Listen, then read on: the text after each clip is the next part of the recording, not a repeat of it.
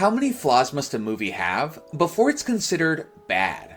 Is subpar animation or weakly written characters enough? Are the additions of curiously performed songs or nonsensical storylines enough to cement the negative perceptions these films inevitably receive? Any of these alone would be enough to sink a movie. But is it possible for a film that possesses all these deficiencies to rise above its shortcomings and actually end up good?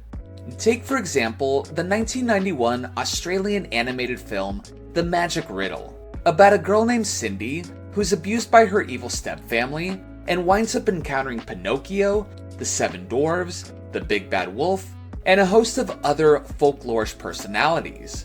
Though quite the zealous take, the movie ended up as a critical and box office failure, and has since been cast as a Disney knockoff, inferior to even the lowest of off-brand imitators. And beyond the ridicule for supposedly trying to ride on the success of other animated films, is a movie that desperately wants to explore a world in which all fairy tales coexist, long before the idea of characters sharing one timeline was a common vehicle, and also includes moments of impressive art and songs that will stick for years to come.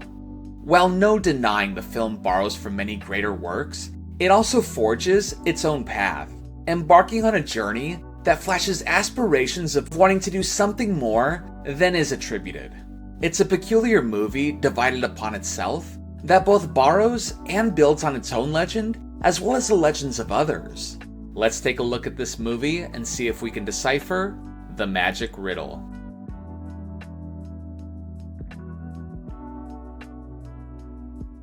We begin with an old grandmother singing about her love for fairy tales as a young girl, and now that she's older, gets a kick herself out of telling them to her own granddaughter.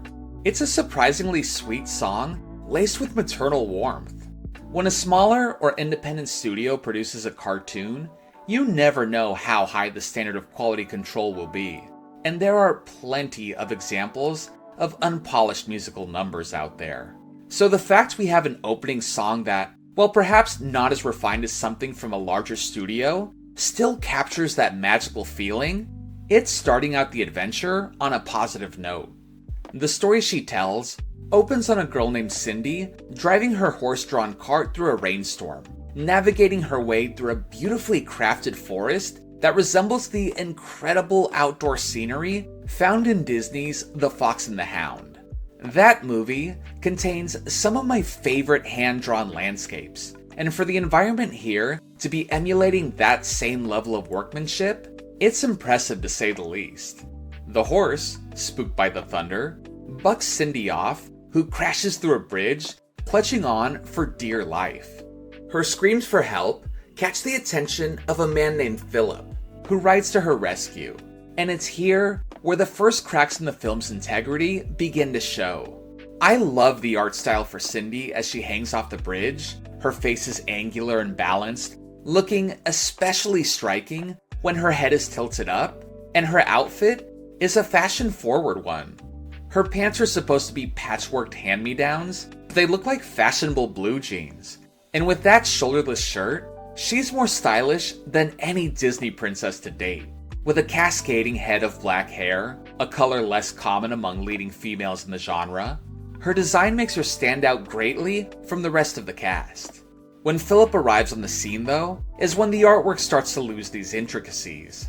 The facial features become more fluid, with eyes and mouths changing sizes, and the jawlines losing their sharpness. It's a precipitous decline all across the board, right after all the promise that was presented to us. It's not egregious, but it's undeniable, and undergoes even more changes as the film progresses. Phillip accompanies Cindy home, where her shrill stepmother berates her from a window. Assuming they intended to make this woman as unappealing as possible, they well exceeded their goal. She's drawn in a significantly cartoony fashion, highlighting all her repelling features: an elongated nose, a nub of a chin, bags under the eyes, and wiry arms on a saggy body, all coming together with a piercing shriek for anyone unfortunate enough within earshot. Such as when Cindy tells her she was in an accident, her stepmother yells back, "Accident! Violence!" accident, you! Before inviting Phillip over for tea the next day. And she's every bit as cruel as she is unsightly, demanding an unreasonable list of chores be completed as she continues creating extra messes for Cindy to clean up. Before we have any time to register how Cindy will get everything done, she launches into a song about all the demands her stepmother makes of her, with the animals joining in. This song is even better than the first. The singing from Cindy and the animals is nice, it's a good topic for a song, it's organized well, and just like that, it's over. There's no introduction, no petering out. The song just ends after about 30 seconds. I don't know that I've ever heard a song that short, and it's too bad, because I was getting into it, and I wanted to see where it would go. If there were even more outrageous tasks Cindy was instructed to do, and it could have been a great vehicle to further explore her and her family's relationship. We then rejoin the stepmother, who sings a song about how she loves to be mean, which is such a funny thing to enjoy without context. But like the previous song, it's catchy and constructed well, even if it is a bit simple, and also ends right away. She explains she's so mean because she's angry, and goes into another song. This time, a slower, creeping tune, matching her covetous search for Cindy's grandfather Will he left behind, so she can inherit all his riches instead of Cindy. This song too is wonderful, and for music seemingly being one of the hardest parts for independent studios to nail down, this movie is doing a fantastic job so far, even if the varying song lengths and abrupt starts and stops can be a bit jarring. If these songs could have somehow connected with each other, the pressure Cindy feels while still exhibiting an air of hopefulness for a better life, and her stepmother's wicked intentions, this might have been able to culminate in a riveting duet, with them ending on the line from the stepmother's song, "Where there's a will, there's a way," just with different meanings for each of them. It's not a knock on the song, just a bit of wishful thinking for a grander conclusion. Cindy falls asleep during her housework, and who comes in but the old woman who was telling the story? She turns out to be Cindy's grandmother, who left to live in the woods after her husband's passing, taking with her the 7 wooden dwarves he carved for Cindy. She cleans the rest of the kitchen while Cindy sleeps and slinks back off into the night. And the sight of a spotless home angers the stepmother, leading her to giving Cindy another endless list of house projects to complete as Phillip makes his entrance. Cindy's stepsisters, the pigtail-wearing Eartha and blonde Bertha, both fawn over Phillip, with Bertha trying to kiss him, eliciting laughs from the stepmother's dogs, and Eartha, with laughter so maniacally off-putting, the only thing I can think to compare it to is to Evil Dead 2's laughing scene. It's that disorienting.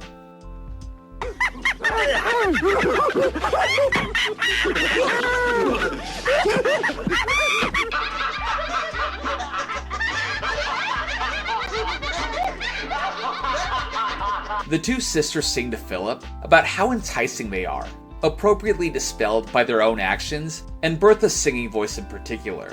But still, another solid entry to the soundtrack before driving Phillip to find Cindy in the barn. The art changes again, as will be the case throughout the rest of the film, and though shy with each other, the animals can sense their chemistry and bump and nudge them into sharing a kiss with each other. It's supposed to be a cute, romantic moment, but this is the most uncomfortable, faux, incidentally occurring kiss. Maybe it's the force the animals push them together with, or Cindy asking, "What are you doing?" as they put their plan into action. And I understand they wanted to go with cute animals getting the ball rolling on their love story, but it could not have played out any more awkwardly. The evil stepmother, enraged that Cindy, who now appears to be drawn with an older anime artistic influence to her, engaged with Phillip, demands she paints the walls that night. There's a small moment between the two I love, where Cindy's stepmom lifts her chin after yelling, then storms off. I can't tell if she's trying to keep her spirits up because there's some form of love for the young girl there, or if she just doesn't want to see her dejected face. Both of them are entirely plausible and sad to think about.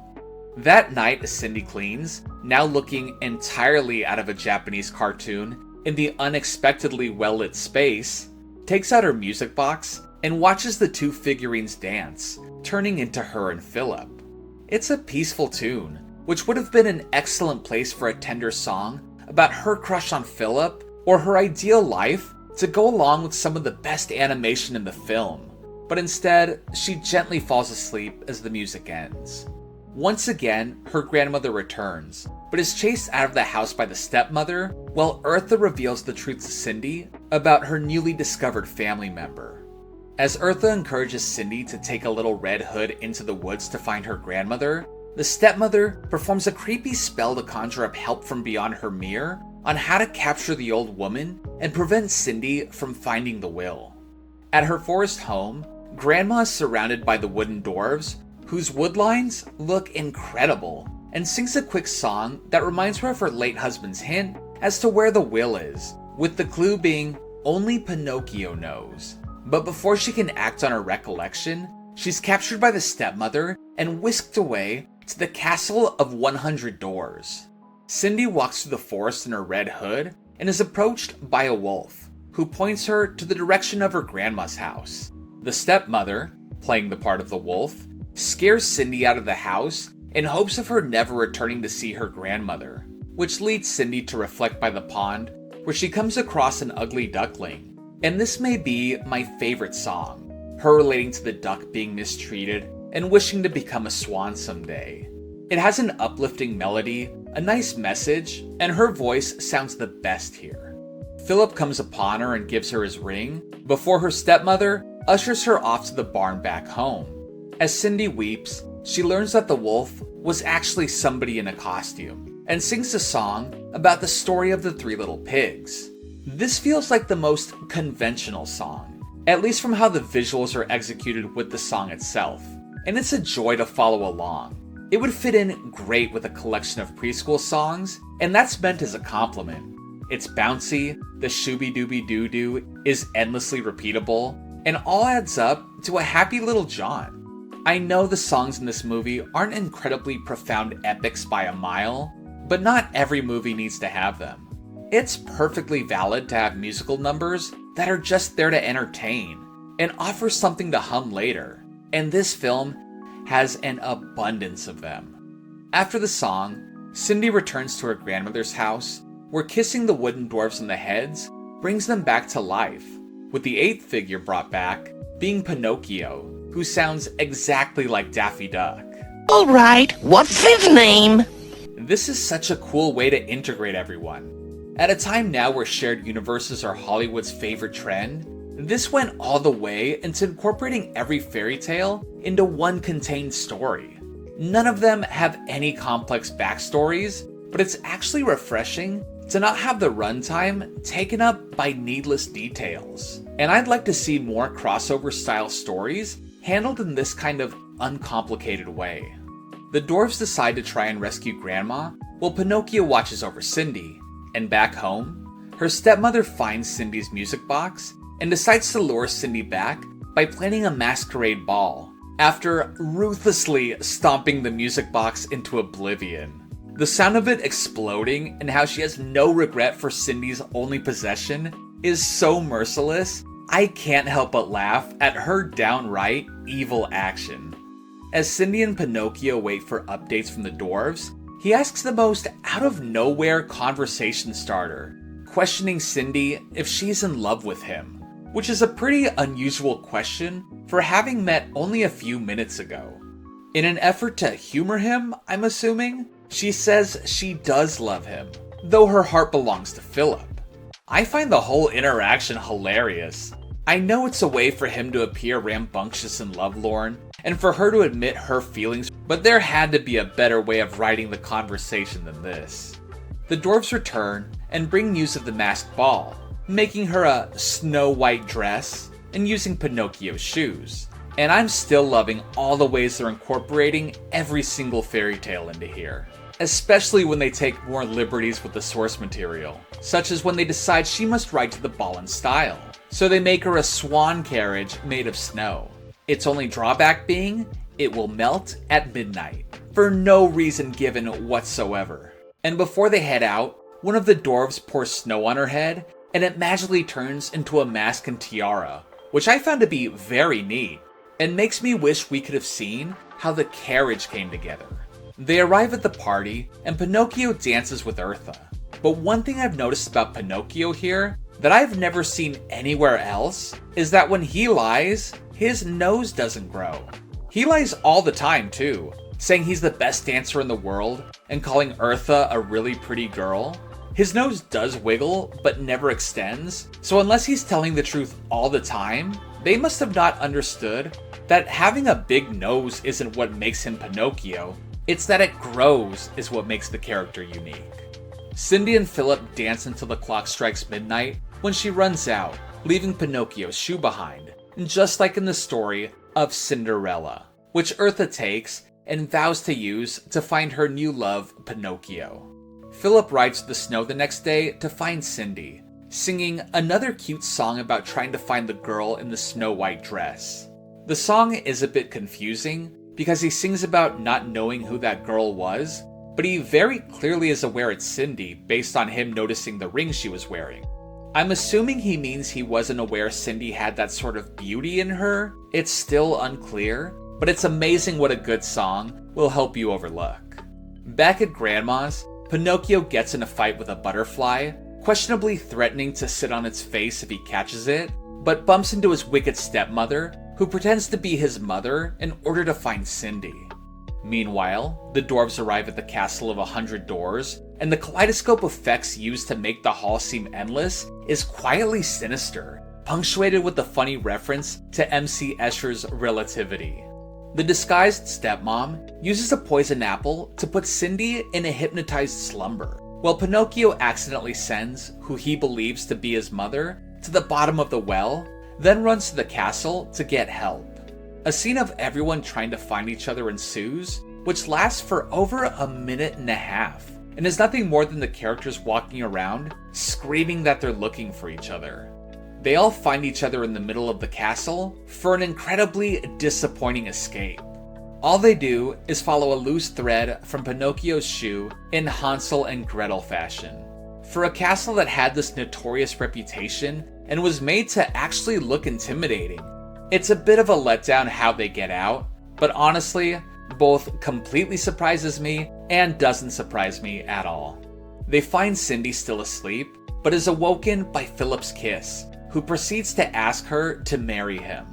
I'll give the movie this: she doesn't accept his proposal right away, citing him as a gentleman and her status as someone who owns nothing.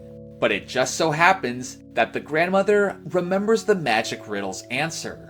Only Pinocchio knows was a reference to the will being kept in Pinocchio's nose. With her family's fortune in her possession, Cindy agrees to marry Phillip, and on their wedding day, we find out Cindy's true identity, that she's Cinderella. The dwarves reveal to her that with the sound of her wedding bells, they are to turn back to wood, as will Pinocchio. But a kiss from Eartha brings him back to life, who agrees to marry her as Cindy and Phillip dance into happily ever after. At the very end of the movie is where we get the indisputably best part of the film, that I will declare with full conviction matches up against any of the best animated films of all time. It gives us one of the truly amazing feature songs to ever grace a cartoon soundtrack. On par with another Australian animated film, Ferngully the Last Rainforest's Dream Worth Keeping, this feature song, Ordinary Miracles, sung by Australian musical talent Julie Anthony, delivers a song that does what the best ones from animated movies do.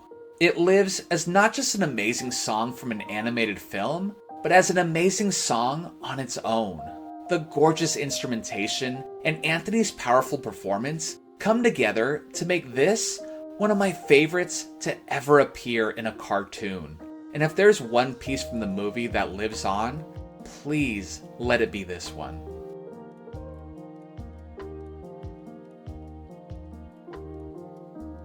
The Magic Riddle is another movie in a sea of films that failed to realize its true potential. It comes close to achieving greatness in almost every capacity, but can't quite pin down what it needs to in order to execute its lofty vision. Any of the wonderfully animated different art styles that show up at random would have made for an extremely visually pleasing film if they were able to just stick with one. All the songs were enjoyable, but came off as disjointed because of their varying length and constant interruptions. The story and characters were all brought together in clever and believable ways, but didn't do enough to differentiate themselves from each other, let alone their more famous counterparts from other studios' films. And yet, I can't deny that this movie thoroughly entertained me. When one aspect of the movie doesn't work, it's balanced out by something else that does. One scene may find the caliber of art unsatisfactory, but the song that plays during it will offset it. A glaring plot hole will make itself apparent halfway through, but the weird charm from the characters distracts from ever concentrating on things too thoughtfully. It's a story of two movies working with and against each other.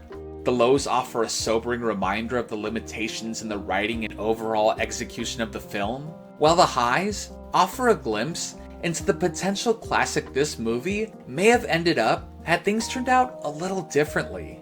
Was there a chance this could have ever worked as the fairy tale epic it set itself up for? Or is the reality of what this is found in the film's most unflattering moments? I believe somewhere in between these two worlds of hope and actuality is where that answer lies. In the end, making the Magic Riddle a riddle in itself.